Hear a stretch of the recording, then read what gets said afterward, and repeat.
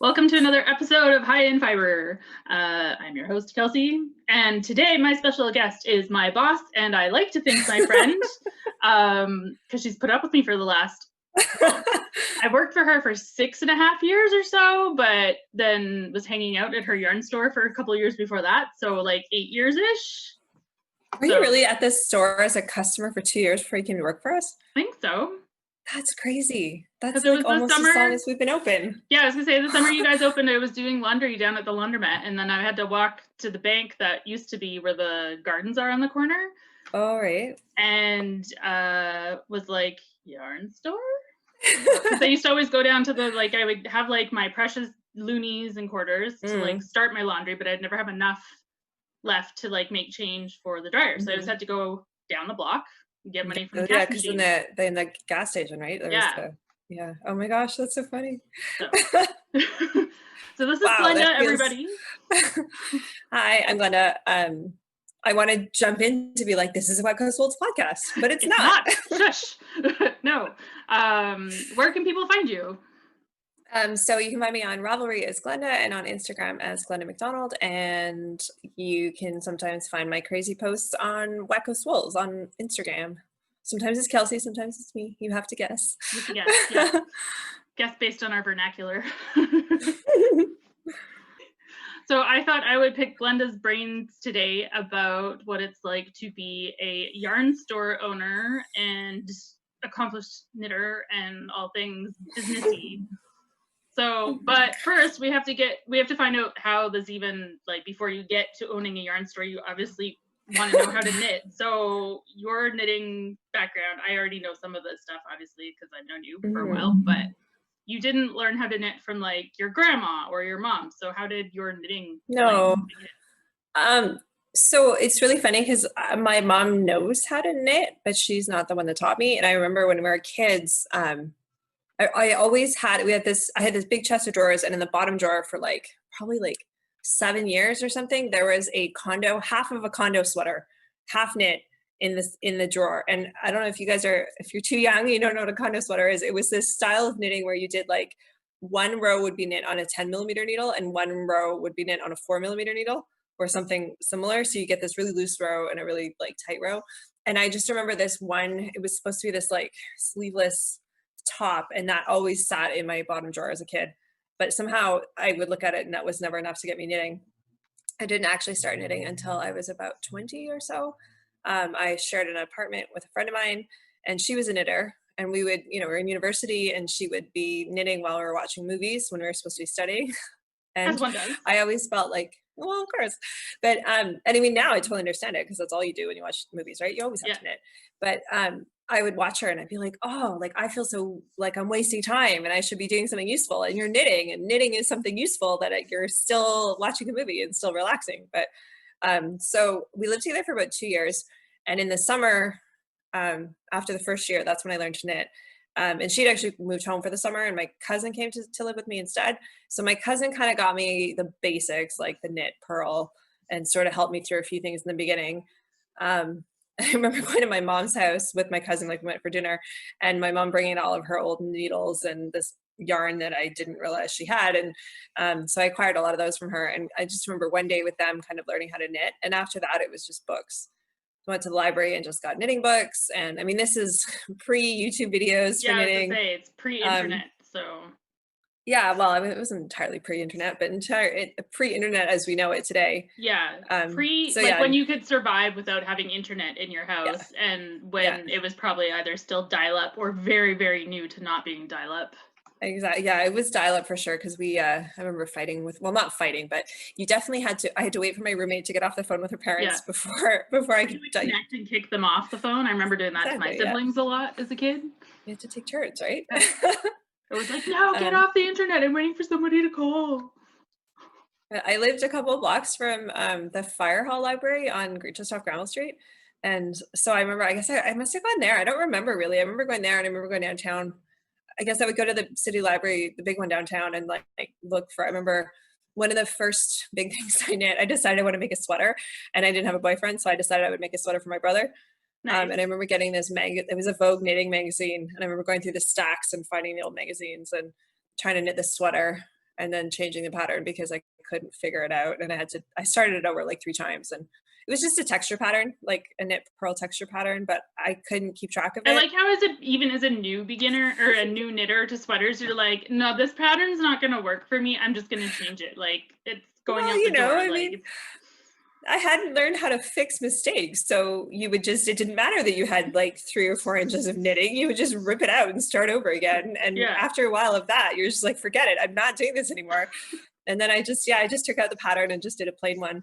And I was trying to make it was in the fall and I was trying to make it for Christmas. And I think he got it for his birthday in February. So, nice. And he kept it for a long time. He did wear it. Oh, that's good. He kept it for years and then it disappeared. Well, at least you didn't lose a brother because, you hear about the curse of the boyfriend sweater that you lose the boyfriend once you make the sweater, right? So is that how you get rid of your siblings? There's this secret note. Yeah. Join the secret society of how to know. There you go. Love you, Devin and Tori, if you dare watch. I know my mom watches this, so hi to mom. Hi, Kelsey's mom. She commented on the first one that I did and she was very proud about it and I didn't realize it was her. I didn't recognize I didn't put 2 and 2 together, the name and because she didn't use her name, she's like her photography name. And I didn't put 2 and 2 together. And so she's like, didn't you see my comment? And I was like, no, I'm sorry. Commented, thinking I didn't see a Peggy whatever on there. And I was like, oh, okay. So I thought that was very cute. Thanks, Mom, for being a supporter. So your background, you own a yarn store. You decided to start a yarn store, but you have a PhD in Greek medicine, history medicine, history of ancient Greek medicine. And so, when did you just decide to be like, to heck with Greek? You've even taught in New York for a while and explored that a little bit. When did you say to heck with the Greek? It's one of those, I don't know, it's kind of one of those weird things. I have a bad habit of being like, oh, I really think it would be fun to do this. And I remember when I was a kid, so I had this friend, so I keep playing with my headphones, so I keep taking it in and out of my ear. When I was a kid, I had a good friend and she moved to the States. And so we became pen pals. And I remember when I used to write letters to her, every letter, I would go to the stationery store because it was pre-internet or pre-email, and you would buy fancy paper and it would have all these, the printed borders. And so I used to think, oh, I should own a stationery store because I'm always buying this paper and I love pens and, all that kind of stuff. And so if I had a stationery store, then I would you would support your own habit basically. Yeah. And I think that as I got older, then when I started knitting, it was like, oh, I could have a yarn store and it would be the same idea. But it was never I don't know, it was never something I was going to do. It was just this joke. And especially in grad school. So, cause I did my undergrad. I don't remember wanting a yarn store in undergrad, but sort of after grad school, after my master's. And then, I moved to England to do my PhD and I knew, cause I wasn't as big a knitter then, at least before I left. And then when I moved to England, before I went, I remember looking up different knit, stitch and bitch groups effectively. And trying to find, cause I'm like, okay, well, I'm going to go to this new place. I don't know anybody. Let's try and find a knitting group. Good way to meet people. Yeah. And I found a great knitting group. They're amazing. And, I just learned a lot about knitting from them and kind of realized hey, this would be really cool to have a shop. And I don't know, the idea was just something that really was more oh my gosh, this would be amazing. And then it became this I remember talking to a woman there who she had worked as a rep for Rowan and John Lewis, which is like a big department store that has the department stores in Newcastle had a haberdashery section, which was all yarn and some fabric and like all that kind of sewing stuff. And so she was the the Rowan rep in the John Lewis store. And she was talking about having a store. And I remember talking to her about it and the difficulties and that kind of stuff. And then it was this joke like, oh, well, if the PhD doesn't work out, I'll just pack it in and have a yarn store. But again, it was never really serious. It was just kind of a joke. And then, so I graduated, I got the degree, and then I had a postdoc in Columbia, and then we moved back to Vancouver for Mike's work. And then, I don't know, I just wasn't into, it's a long story, but I just didn't want to do the academic thing anymore. Yeah. And then I had gotten a part-time job at a yarn store here in town. It was called Homecraft Importers, if you guys know it. It was here for like 60 odd years. That was the first yarn store I ever went to in Vancouver. See, I think I remember going, the woman I worked for, it was her aunt, I believe, her grandmother and then her aunt that had it. And I remember going as a kid because in addition to the yarn store, they had another shop that was like, I don't want to say antiques, but like specialty goods of kind of crafty things. I remember going in there with my mom and she bought this brooch from there. That's like the only recollection I have of that store. But anyway, I ended up working there part-time. And then it was just kind of this thing of like, oh, they really need to have a computer for customers. And, oh, they really need to do this. And why isn't the inventory computerized or easier to find? And why isn't, and my husband, Mike, he was an entrepreneur. So he was always like, just, stop complaining and just, what would you do? Do it yourself.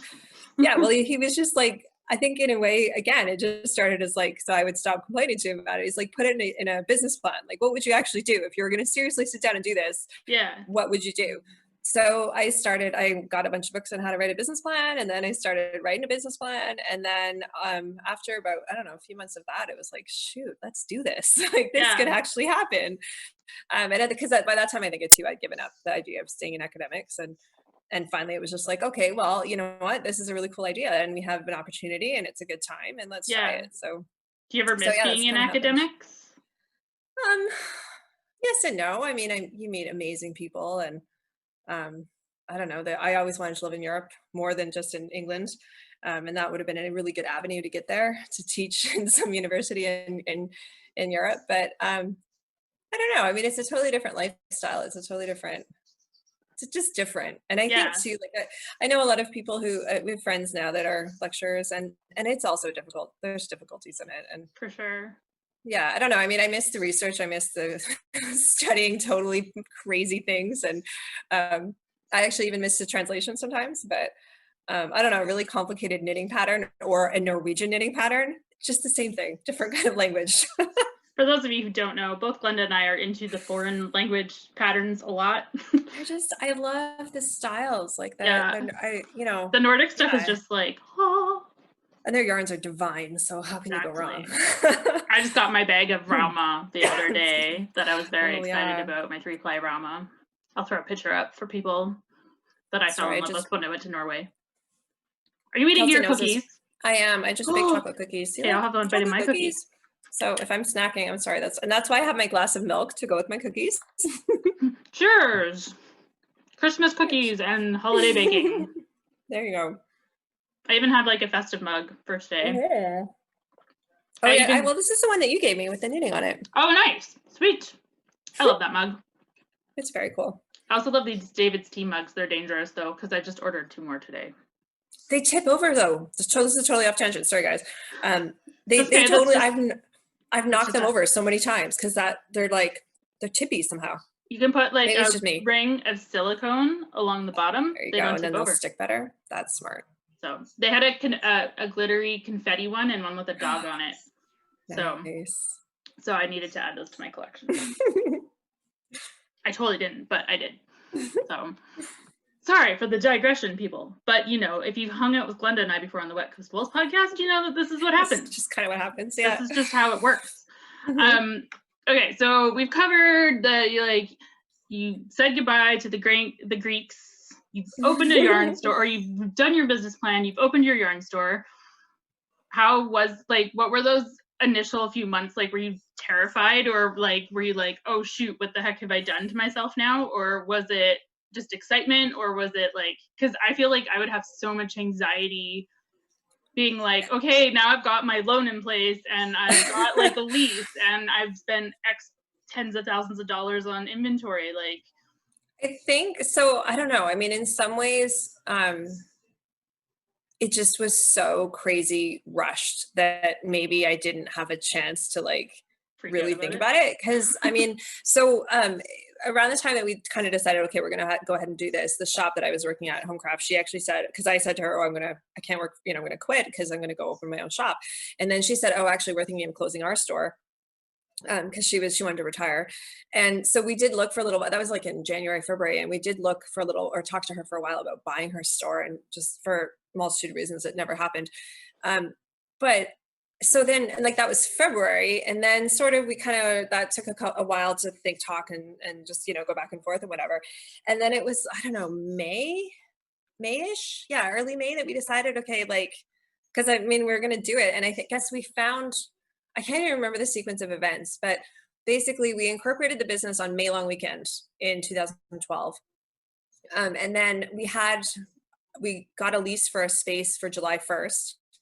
And then that month, like, I had it for ages. We have it's totally out of date now, but one of those dry erase calendars in the back office in the store.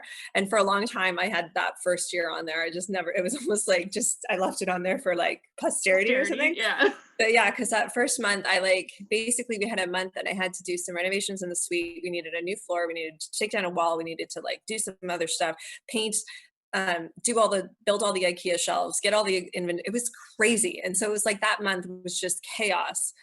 And then all of a sudden we opened on August 1st, and it was just like, so like from the end of May, like through to the August 1st, it was just hectic and busy. And yeah. And, you have to figure out what you want to, and choosing yarn is hard, especially that first time. I had talked to a couple of reps and they're like, here's a list of what you should buy. And it was way more, the budget was bigger than what we were able to manage and more than I wanted. And there was a lot of, that was the era of those frilly scarves, with the, oh yeah, the like lacy, and like, he's like, oh, you need some of that. I'm like, no, I don't. He's like, no, yeah, you need some of that. I'm like, no, I don't. And I think I persuaded him, or he persuaded me to get a little bit, and then it took forever to get rid of it. But you live some and you learn, right? Yeah, exactly. But yeah, and I think too, like, there's a little bit of that, it's going to be hard, but you don't really know. You don't know what you don't know. Yeah. And so you can't really appreciate how much it's going to be in a way. Well, it's kind of like building a house, I would think, in some ways, where it's like on paper, this is how much it costs, this is what you can expect. And then inevitably over the course of like the construction, cost of something goes up, something else goes wrong, something floods or something. And so now your like trajectory goes like this, right? Well, yeah. And I mean, that was partly why we had a small budget starting, because we kind of anticipated there might be some things we hadn't thought about. And so we did everything, we kind of bootstrapped everything in the beginning. Even for the first couple of years, we bootstrapped everything.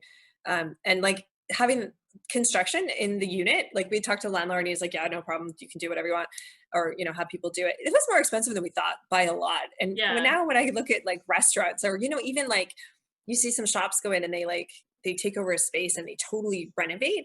That's expensive. So expensive. I can't imagine. Like the initial outlay is crazy. Yeah. And you haven't even opened your doors yet. So how are you paying for that? Exactly. But yeah, and then I don't know. We also, yeah. I mean, I don't know. And I was just, when I remember opening, and I think the very first day, August 1st, we had like maybe 10, no, not even, it was more like 5 sales, like the whole day. Aww. Which is hilarious when I think on some of the busiest days we have now. I'm just like, oh my gosh, it's so different. It's so true, right? It's like, even because I've worked there for so long, like, it's funny what we categorize as being like busy now would have been like insane then. Like if we'd had days like we have now, back then, it's just nuts. It's so nuts.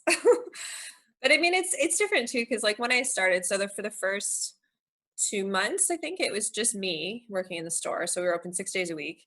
And then I can't remember. I think I started Monday night drop-in right from the beginning as well. Those were funny because in the beginning there'd be like 1 or 2 people that would show up, and now there's like 20 when we can actually do it. Yeah.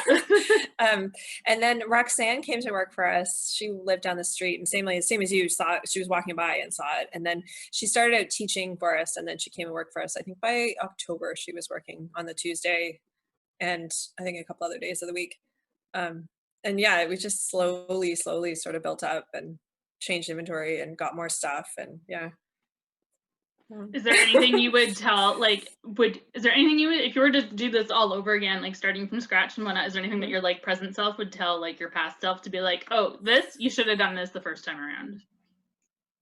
I mean, there's things that, yes, but you know, like it wouldn't have been feasible at the time. Like, you know, I look back now and I think maybe we should have started with more inventory. Like maybe the budget that my rep had said, like, oh, you should really have this much money. And we kind of looked at it and went, yeah, that's a lot. And I think, you know, I'm not sure how much in the beginning, people would come in and say, oh yeah, but you only have a small amount of inventory, and then they would go away again and, you know, not come back for a while. So I'm not sure if that would change it. We also didn't anticipate, like, we're only 4 blocks from that shop at West 4th District. And I didn't anticipate that that would make that much of a difference in walk-by traffic, but it really did. Especially in the early years. Now it's different because we have that extra condo building across the street with shops in it.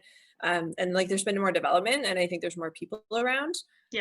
So yeah, I think we sort of anticipated the more people would be like, oh, well, I used to go to that yarn store, now I'll just go to the new yarn store 4 blocks away. But it took a lot of, people are still finding us. Like, it wasn't that simple. It blows my brain how often I'll be working and someone comes in and like, wow, are you guys new? And I'm like, no, we've been here. And, well, how long have you been here? Like 8.5 years. And they're like, oh, but I live like just down the road and I've never seen you. And I'm like, we've been putting the sandwich board out every day for the last, you know. But you know, I mean, I guess you don't always look out for what, like, if you're not looking for something, you don't always see it, right? True. And then also I think kits especially, and this is true of so many places, it's not just kits by any means, but I remember when I lived on 4th Avenue, because when we opened the store, I lived about 5 blocks away from the store. And I never, like, it's very neighborhoody. I did all my shopping on 4th Avenue. I, you know, maybe would walk down as far as Cypress sometimes, because I lived on the Balsam end. But you know, everything was in such a tiny distance. So you never went anywhere. To walk to Broadway, which is 5 blocks away, was too far. Like, and you know, I mean, it's just the way it is. Everything's so convenient, and everything. The West Side is, and like that part of the West Side is so, at least to me, is very foot traffic oriented. So if you're not going outside of your circle of your normal day-to-day activities, you might not find these things. And you know, it makes sense. We didn't think about it at the time. So yeah, it's funny. It is interesting though, because like, I mean, I would like to think like I am pretty good with my navigation to Vancouver and the Lower Mainland, and yet I lived in Kits like for years. And then, but even still, like my first job in post-university, I was a nanny, and I worked at like 41st and Victoria, which is like way out on the other side of Vancouver. That's a ways away, yeah. And I remember when I was telling someone, oh yeah, I'm a nanny to these couple of really cute kids out there, and they were like, what? You go all the way over there? And I was like, yeah, it's only like a 40-minute bus ride. And they're like, but only. But, and I was like, it's not that bad. But then I was like, well, I grew up in a small town where you had to drive like 25 minutes just to get to school, you know? So I think, I don't know if that makes it different. Like I'm less intimidated by like spending more time on transit or walking more. I don't know. It is an interesting thing. I mean, I think it's kind of what you're used to doing. Like, I mean, when we lived in New York City, you get on the subway for 45 minutes to go to dinner. Yeah. You know, and it's because we lived way uptown and we wanted to go downtown to dinner. So that's just what you did. And it wasn't that big a deal. But now I don't know if that's because also we were like only there for the 1 year. So it was kind of, we're technically still tourists in a way. Experience. But, yeah, exactly. But, you know, we would find these restaurants that we loved down on the Lower East Side, and then it took us ages to get there. But yeah, I mean, I live at the bottom of Main Street, and to go back up to like Mount Pleasant, I'm like, that's so far away. I have to get on a bus. Like, what? Oh my gosh. Yeah, it's funny how our perspectives change. Well, and because I don't want to get, like, I could drive, right? But I don't want to park. So if you're going to dinner, I want to like take transit, and I'm just like, oh, but that's like all the way up the hill. At least you can drunkenly like rumble down the hill a little more easily. You could get there. That's it. I take the bus up the hill and then walk home. There you go. You get the momentum going when your legs are like nice and relaxed, you know? Exactly, yeah. It's like that you've been out hiking all day. I don't know. Work off your dinner. It's really good. Exactly. You're sober by the time you get home. It's great. Exactly. So how did your family react when you said, hey, I am going to open a yarn store? Were they like supportive? Were they like, what the hell were you doing with your life for the last X amount of years, going to like grad school? And So I think, yeah, there was probably a fair amount of a bit of that sort of like, but I thought you just got a PhD, don't you want to use it? But I also have a tendency to plan things. Mike and I will like, we plan things and talk about things and get it all sorted out. And then we go to the family and say, we're doing this. yeah, It's like, it's not, should we, what do you think? How do you feel about it? It's like, no, we're doing this thing. We've already worked it out. We're going. this is what's happening. Yeah, I'm not sure why, especially I do that, especially with my family, I think, but I don't know that they had a lot of say in the matter. It was kind of like, yeah, I mean, I think some of my family were really surprised. I think I have definitely one uncle that was just like, what are you doing? Why are you doing that? I don't, because I want to. Yeah. And yeah, but I think that, you know, they've been pretty supportive and my mom, like, she used to come around in the beginning a lot. She'd come and hang out and like visit at the store kind of thing, which worked in the beginning because it was quiet enough. But yeah, I mean, I think I do weird things. I mean, it was the same when I went to England. I'm just like, I'm doing my PhD in England. And they're like, oh, okay. How much is that going to cost us? And I'm like, nope, scholarship, good to go. Yeah, exactly. It's like, I'll figure it out, but I'm going. Yeah. And same with this, like, I mean, we weren't, you know, we had sorted out how it was going to be funded and all that stuff. So it wasn't like they had, yeah, we didn't need, I mean, you didn't have to it sounds crowdfund bad, I for your didn't need parents. them, but yeah. yeah, it wasn't like, it was, we were able to say, look, we've worked it out. This is how it's going to happen. And then, yeah, they didn't really have much say in it.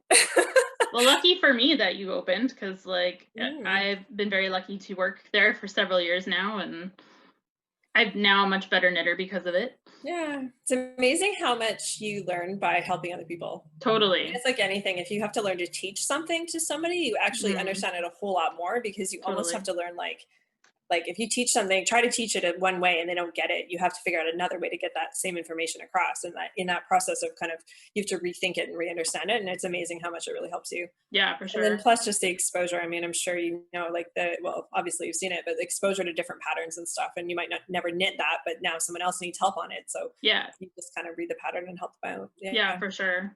I know even with teaching violin and stuff too, especially like when I teach the little guys, and it's like one of them's like, oh, it's so hard to keep my bow straight. And I'm like, I don't really think about that. And I'm like, right, because I've been playing violin for like 26 years, whereas exactly.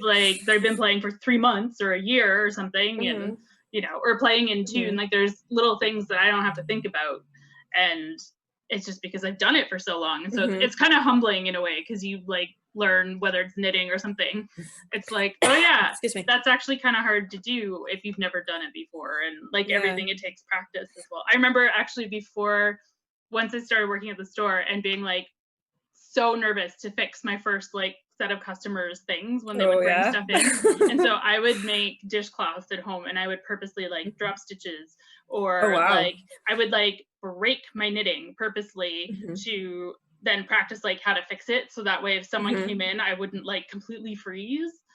And I can still remember being like, I'm really sorry, but I can see what's going on, but I don't know how to fix it yet. You know. So, and I've always dreaded that day when somebody's going to do it now, knock on wood. But I've always dreaded the day that someone brings like brioche in and they want me to fix it, because I'm like, oh gosh, yeah. So we had someone bring a brioche scarf in, and I'm like, I can try to help you, but at that point I had not done a lot of brioche at all. Yeah. And I think we ended up, because it was a scarf that it was supposed to be a Kelsey, you did it as a long scarf, and then you joined the ends together. But it was with a provisional cast on the bottom, and her provisional cast on came out. Oh! And so not only we were fixing brioche, we were fixing brioche upside down. And I'm just like, I don't normally, never mind backwards. I think she ended up, I saw her a while later and she's like, yeah, I just rocked the whole thing and did it again. I'm just like, oh my God, I'm so sorry. Oh, painful. The things we like to do. Yeah, I know. And I kind of said, like, when I looked at it, I'm like, I will try, but I cannot promise you anything. And I don't want to touch it too much if I'm going to, like, she's like, oh, it doesn't matter. It doesn't matter. I'll just do it again if I have to. So we tried, but it didn't work. Oh, I know I did speak to someone on the phone at one point who had a sweater. It was a brioche sweater, and something had gone wrong with it, and she wanted to like hire someone to fix it. And I was Oh like, yeah. I'm really sorry. Like, I can't help you at all. Like, Yeah. I'm a brioche baby through and through. I can knit brioche, like basic Mhm. brioche, totally fine. I can't really fix it if I screw it up. It just means I'm starting over again. So if you're giving me a Mhm. sweater and the sweater's like broken, can't help you. I was like, here are some numbers of people that might be able to help you. Yeah. But yeah. So now that we've kind of, do you have anything else to contribute about like what do you think people would be surprised of to learn about running? I know so many people come in and say, "Oh, it'd be so nice to just be able to sit and knit at work all day," which in reality we both know that is not what happens at all.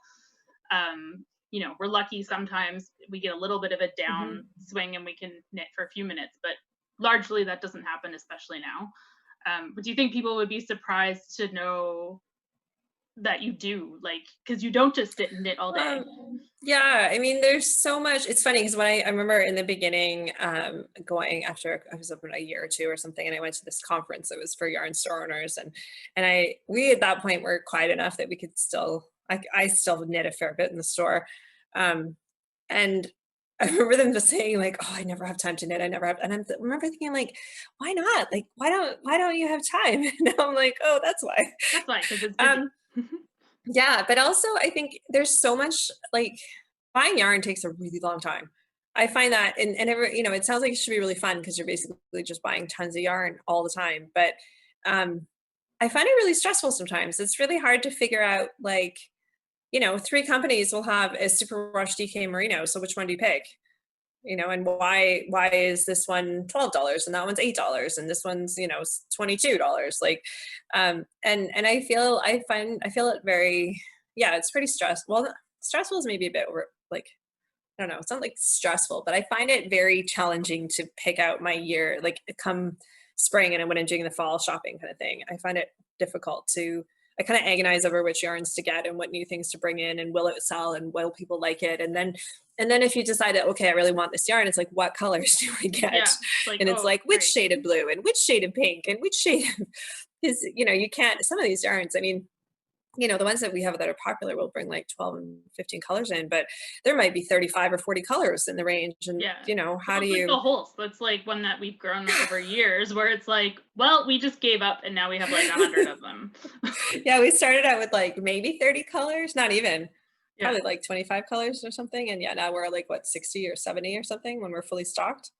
which It's is insane. crazy, but, I think it's and more then than get, that because it's like set. We had, yeah, you're I right. know for Knit City in 2019 when I was packing, there was like 76 of one, and I think Hmm. it might have been like 80 something of the other one. Like it was fairly close to the same. And I was like, we can bring 30 colors of each or 40 colors of each or Yeah. something like that. And so I remember like sitting there with all of the cakes out on the table of every color and being like, hey, how do I decide which one? Mhm.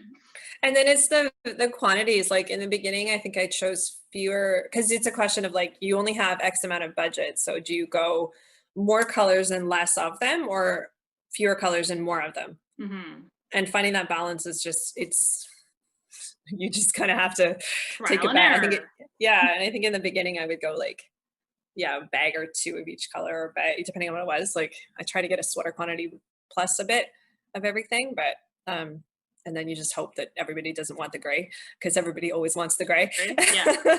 As we've learned, always have more gray. Yeah, neutrals. You always Neutrals. need lots of neutrals. Yeah. Yeah. And you also, for people who don't know, Glenda does all the website stuff herself. We don't hire somebody for the shop Yeah, to do all the web that's a stuff. lot of work That's too. what Glenda does. I have to say the websites are getting better. So the suppliers, as well, I don't know how much COVID has helped the supplier side, but most of the suppliers don't like the challenge is that they come around and they show you their brand new yarns, and then they don't put those new colors online until after they're available. So I've already had to order the colors before I can get the. So I like then we get the shipment in and then I'm like scrambling to download all the pictures off their websites to put them up on our website so we can get the photos done. In the beginning there was a bunch of yarns we used to have to do all our own photography. Hmm. Mike would do it for a while. He did a bunch of the photographs and then the process of like because our website's all white background and so rather than have like a white background website and then have like an off-white square with the yarn in the center, I strip all the backgrounds out. So it's just a lot of time spent on Photoshop just doing that. The tools are getting better now though. Like there's now actually a button that says remove background. And it's getting easier and better, but it's still a lot of work. And again, the colors, I feel like the websites, the supplier websites are getting better at photographs that actually represent the color properly. Yeah, I would say so too. Excuse me. Especially like the Holst website. I've always been like really like their website's really good for that kind of thing. Mm-hmm. Yeah, I think it's about, I mean, people pay fortunes for that, right? In every kind of industry that's online, and like online retail of everything, the photography is you pay a lot of money to get that done professionally. Mm-hmm. So we just had to figure out a way to do it quickly and do it ourselves kind of thing. Totally. But yeah, the website takes a lot of work. Do you have for people who aren't as familiar with the store? We are well known for our whimsical and wonderful windows. There we go. There's some alliteration. Whimsical, wonderful windows. There you go. And Glenda knits a lot, or crochets a lot of the stuff that's in them, and then sometimes we get to contribute as well, depending on if we're adventurous enough with the timeline that we're given. Because sometimes it's like, so when we change the window in 2 weeks, we're going to do underwater, and it's like, what can I knit in 2 weeks? So like you get shrimp and a sea anemone or something like that. But we're, do you have a favorite thing that you've knit for the window? I have an idea of what I think yours might be, but I'd be interested to see if I'm right. I don't know. I mean, I love just making all the little random toys. I mean, Steve, of course, is one of my favorites. Steve Zissou. We'll put him in here. Oh yeah, exactly. I was gonna bring him home and then I totally forgot. But I don't know. I love my Christmas ornaments too. Some of the Christmas ornaments I made before I had this store, I think. Oh no, I guess I did do the lights. We have like a string of Christmas lights. I'll send you a picture to put in. And those, I don't know, they were a ton of work. And I keep thinking I should do another string and I'm like, oh, but they were so much work. But I don't know, sometimes the little things can be super effective, even though they're not, like, they do take a lot of work and a lot of time, but they're just really fun. I like making little toys. I think I was doing them before I even had the store. There's the Dachshund that lives in the store. Oh yeah. And I knit him because I needed a draft dodger. And because the apartment we lived in had like, it was like the second bedroom, which was massive. So we used it as like a TV room, had this like giant sized walk-in closet that could almost have been like a tiny baby nursery. But we never heated it because we just turned the heat off in there because it was all for storage. But it had this massive gap under the door. I guess at some point they'd had pile carpeting that they'd pulled out. And so the cold air, you'd feel it like coming under the door. So I needed a draft dodger. So I knit this big Dachshund and I knit him in worsted instead of sport weight. So he's a little too big. Great though. Didn't we name him Kitchener in the end? Yes, his name is Kitchener. Yeah. He's in the back somewhere. I got to take him out. But yeah, and so I mean, I had him before, and I like knitting toys is fun. It is really fun. It's kind of addictive. Like I go in like spurts where I knit a bunch of like little things, and then I'm like, oh, now what can I make? Like I have actually right here. So my husband bought me a Wii U, trying to get me into the world of video games, which failed miserably because why would I want to play video games when I could be knitting? So the one video game, aside from Mario, that I have enjoyed playing is Yoshi's Woolly World. And it came with a knitted Yoshi. Oh my gosh, that's amazing. He's so cute. This was honestly the selling point. I saw this game when I was looking for something for Chris one year, and I saw a knitted Yoshi in a game box. And I was like, well, if it's got a knitted Yoshi in it, it's probably okay. And the game is actually awesome. Everything in it is knitted or crocheted. Instead of like, yeah, I think I've seen that one. Yeah, and instead of like berries, he shoots out yarn balls. And yeah, like it's great. It's awesome. I highly recommend it. If you do want to try being a video game person and you have a Wii, get the Yoshi's Woolly World. I think there's a new one too called like Craft Woolies or Yoshi's Crafty something or other, but it's like all like craft paper and stuff. It's like stationery. But the Woolly World is fun. Plus, you can get them with little Yoshis. Yeah.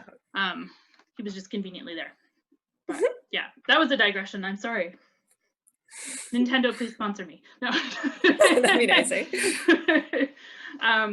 So if you were, you're the queen of scratchy yarn. You had converted me to scratchy yarn. I was like okay with scratchy yarn before, but now I like love scratchy yarn. And Trish, who works at the shop, we call her the merino baby of our staff because she likes all things soft and smushy. How would you, if you were trying to get somebody into a scratchy yarn, I don't even know how you converted me into like being able to wear the scratchiest of scratchy, but if you were to like try to get someone into it, how would you recommend where would you start? If you had to pick something from your store and they were used to always say like 100% merino, what would you be like, try this as your next step? I think, okay, so the reason why I like scratchy yarns, it's not that they're scratchy, it's that they're real wool. And I think that they're not superwash treated. They have been minimally processed.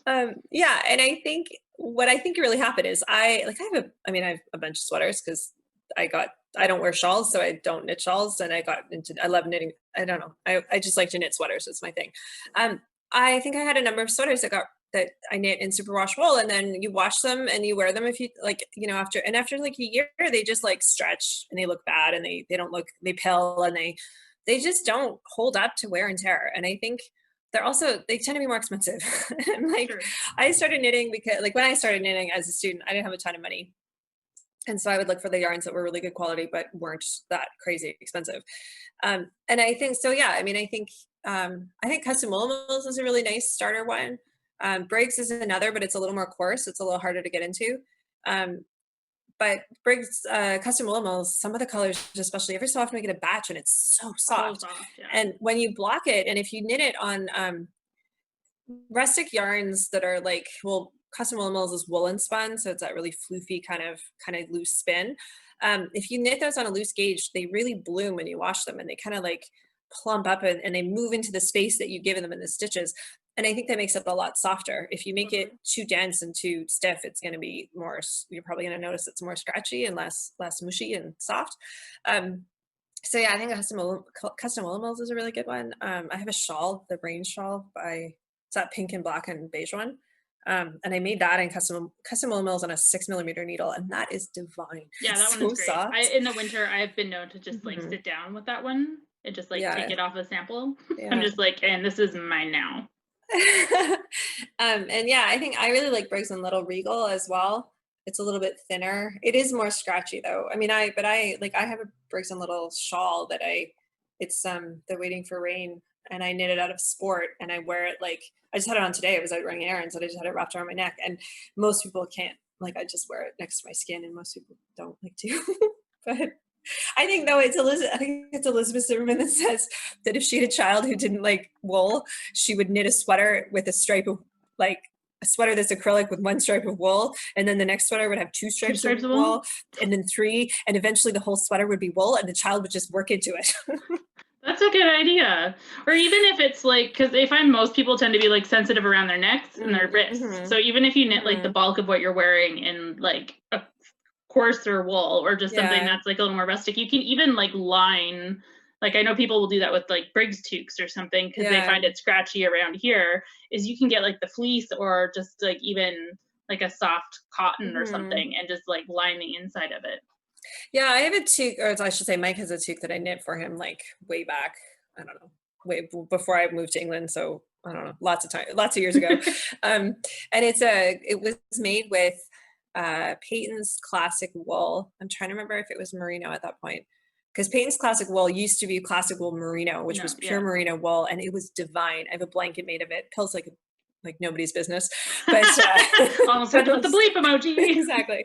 But yeah, it pills like mad, but it's the softest thing ever.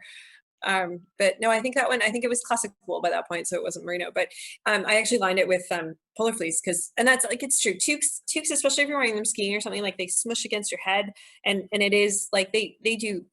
I'll even notice that they're itchy at that point, but so you can definitely do things like that. I think you can also, if you're going to wear a long sleeve sweater, have a t-shirt, like a long sleeve t-shirt underneath it or something. But, and I will, like, if I wear a lopey sweater, I will feel the prickliness through my t-shirt sometimes, but it just doesn't bother me. I don't know. It's like, oh yeah, it's a wool sweater.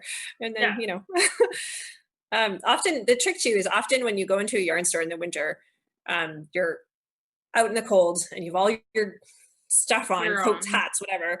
You come into the yarn store and suddenly it's warm and you get like Sweaty. Like you might not know sweaty, you might not know like be like sweaty, but your skin is more sensitive when it's really warm. And so if you then go and take like a wool and you're like, oh, it's so prickly, but it's because you're like your skin is just more sensitive.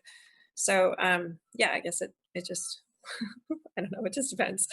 But the other great thing, I mean, custom wool mills is $11 a skein, and there's like at least 200 meters on a skein. They often overweight them. I once made a sweater for Mike that weighed enough for 6 and a bit skeins, and I only made it with 5. Wow. So like there's, you get it's amazing value for that yarn. Yeah, for sure. Briggs and Little too, it softens super up inexpensive. so much.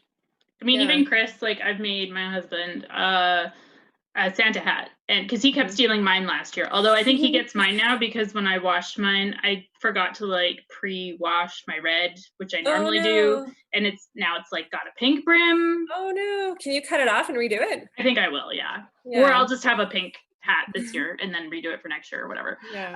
But yeah, it's just like Chris will wear that and he has no problem with it. So yeah, you just got to get used to it. You just got to try it, people. Like try it and commit,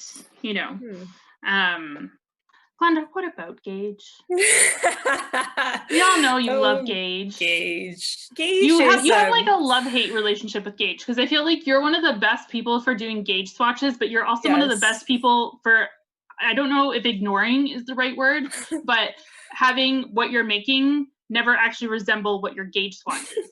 So I don't understand how that works. Because like when I knit a Gauge swatch, my sweater matches my Gauge swatch. For you, you knit a Gauge swatch and then something happens.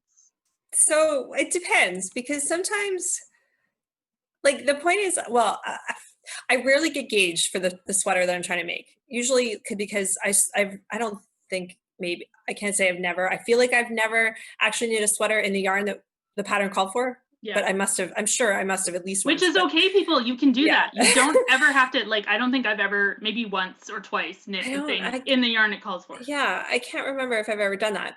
And so in principle, I think maybe if you did that and you were, but it's like you could still do that. You could take a sweater and the exact yarn and the exact needles that a sweater calls for and knit it, and you won't get Gauge because maybe you don't knit like the knitter, the designer knits. Yeah.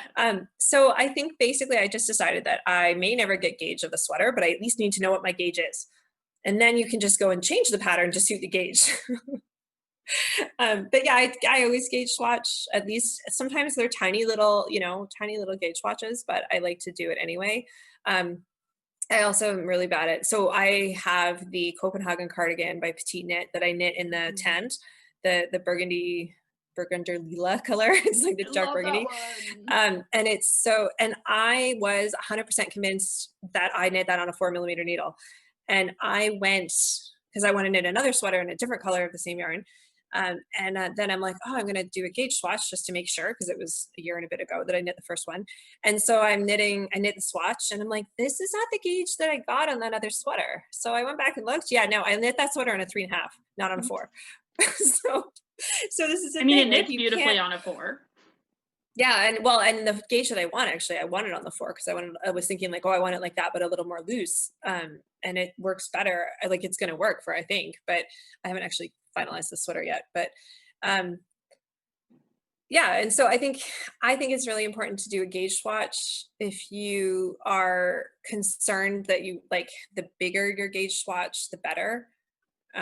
Because it's more accurate. A little tiny swatch like this is not going to have the same pull and drag and whatever as a full-size sweater. So it may change. Especially if it's superwash. Especially those change so much. Yes. I find with the non-superwash wools that often, and I'm going to actually do an episode, maybe Glenda wants to be on it, on like superwash versus non-superwash, but I find like non-superwash, the actual physical Gauge doesn't change so much, just the look of your fabric changes. Because often, like, I mean, it will change a little bit, but it's not going to be nearly as dramatic. I find more often it's like, okay, there's space, and then you wash it, and it just all, like, fulls in. It's like, oh, I have this space, I'm just going to, like, expand and fill it.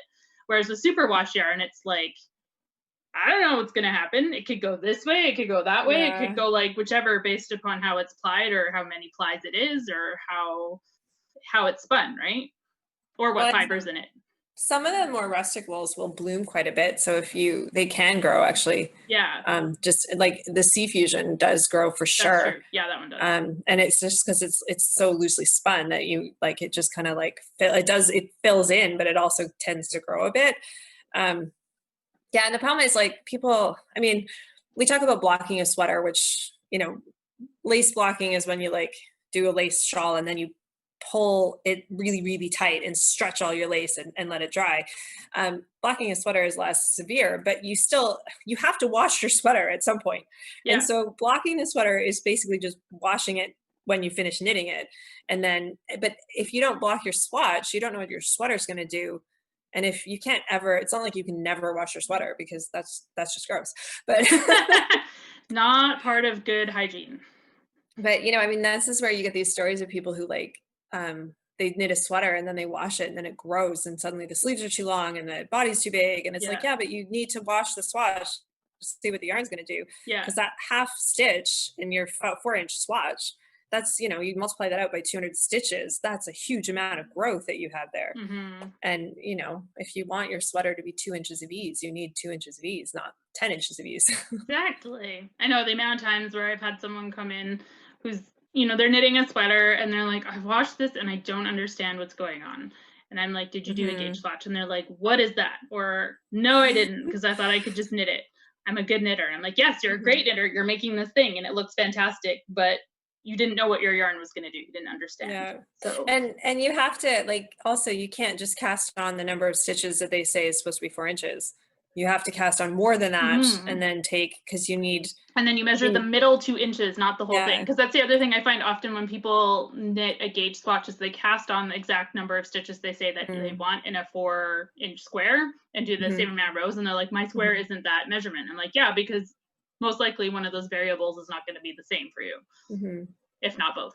So more stitches, bigger swatch, wash it, then complain.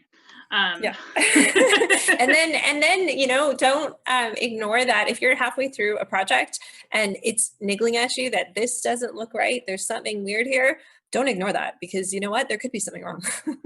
And it could be that suddenly you've switched. So good example, actually. I took this workshop once on designing your own sweater, and we had to do the instructor's a friend of mine, and she always said she says every swatch should be 40 stitches wide and 40 rows, and it gives you usually about that size depending on your yarn.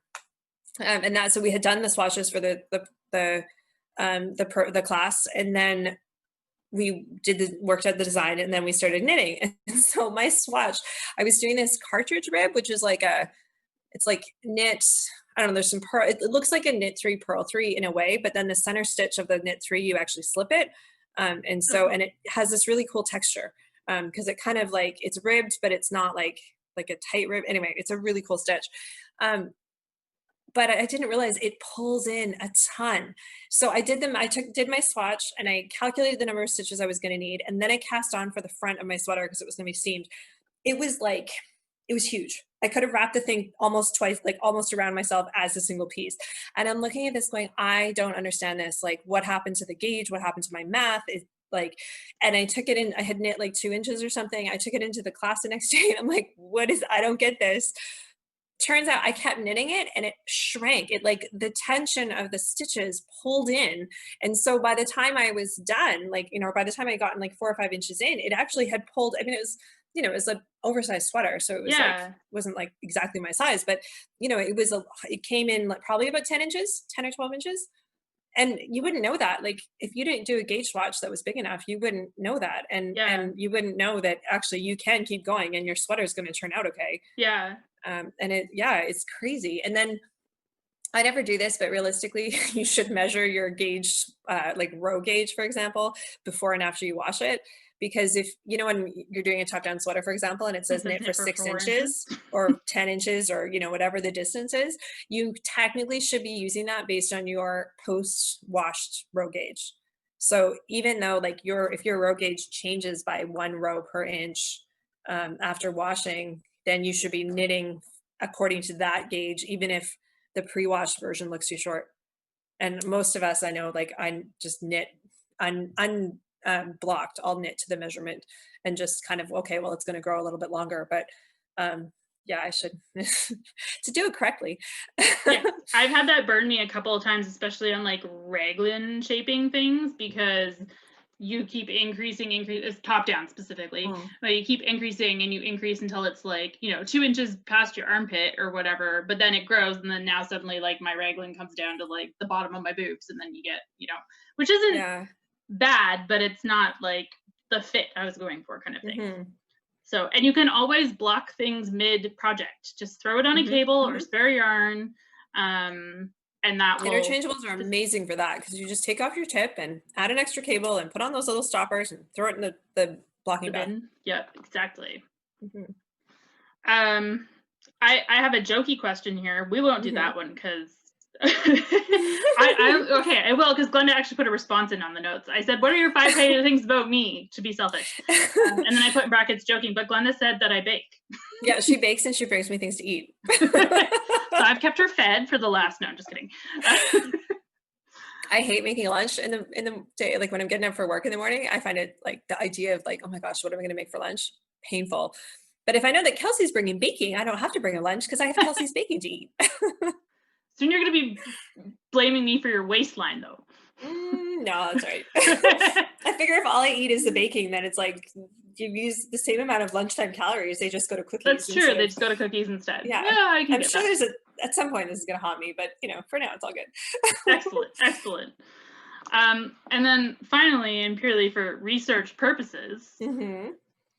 I already know what you are, and I'm sure probably anyone who's seen our podcast knows too, but are you team DPNs, 9-inch circulars or magic loop, or double points? I've had a couple of people that it's complicated, so yeah. I had to actually make a separate column for it's complicated now. So I probably would use double points. It's like my go-to. I used to own I always tell people this, and then I realized I was going to like, I used to own a set of double pointed needles that were 12 inches long.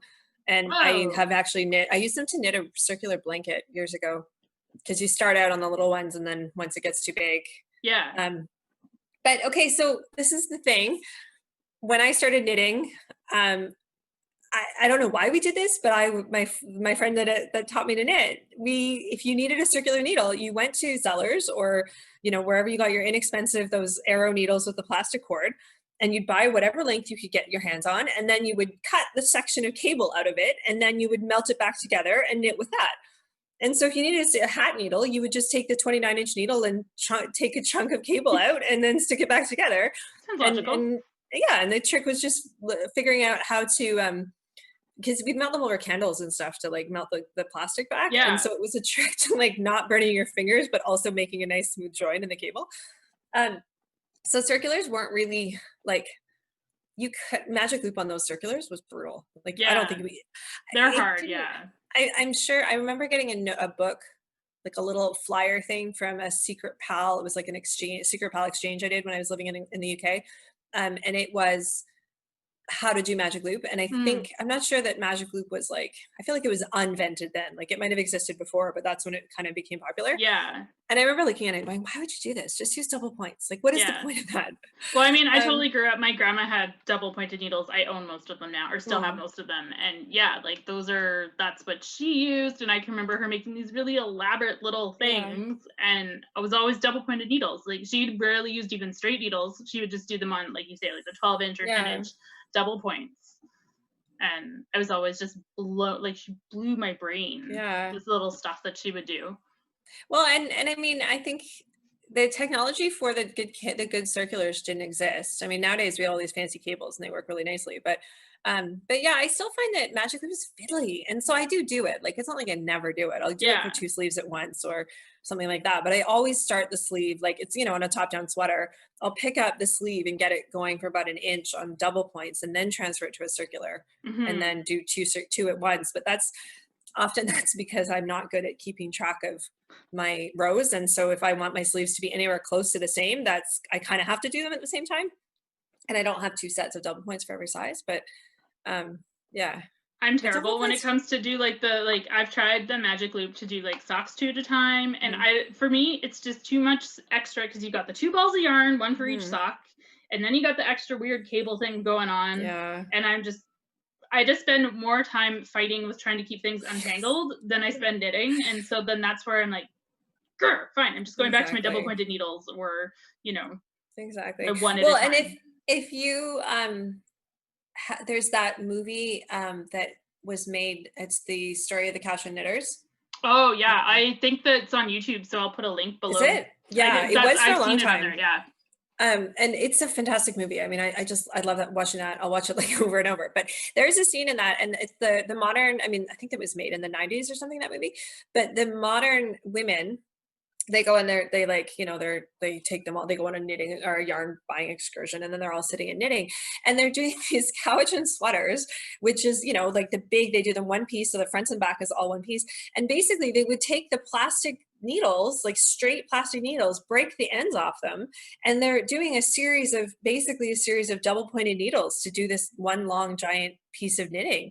So rather than bother with a big long cable, which I guess would be like the easier way or whatever, and it's just, so it shows the versatility of double points. Like you could actually knit a blanket on like 5 double points, or if you had the longer ones, because you just kind of, from one needle to the next, they don't have to loop into a circle. They can just go flat. And yeah, I mean, I think that also speaks to the fact that, like, if you really want to knit, you will knit with whatever you got hold of. It doesn't matter. I remember knitting with chopsticks. And when I couldn't find my knitting needles, as a kid, exactly. It was like, oh, I have chopsticks or pencils. They're kind of the same shape. Exactly. So. But yeah, so I am definitely team double points. Excellent. Yay, another DPNer on the list. Actually, I think, because I haven't put myself on there, so there's no, I should probably add myself on there. There was a point when I was the only one in the store that like double points, and all the staff used either like 2 circulars or magic loop. Oh, no, I'm DPNs. For socks, I don't know why. For socks, I usually, if it's cuffed down, I will do double pointed needles, but if it's toe up, I do 2 circulars. I don't know why I have to do differently for the different ways, but that's just how I roll. Yeah. But aside from socks, it's 100% DPNs for me. I hate magic loop. Sorry, other people. It's too fussy. It's too fussy. Well, Glenda, thank you so much for hanging out with me today and for letting us pick your brains on being. Thanks for having me. Yay! And I'm shaking my table. Sorry. Oh yeah. I just my Christmas lights went off. Why did my Christmas lights went off? Oh yeah. They're on a timer, so. Oh, okay. That's probably why, because I put them on. I was just noticing that my light is failing. The sun is sort of setting now, so I'm losing my daylight. So it's good timing then. There you go. Well, thank you so much for coming, and make sure you check out Glenda at wetcoastwools, Emmy, and follow her on Instagram, and take part in all the shenanigans. Absolutely. Bye, everybody. Bye.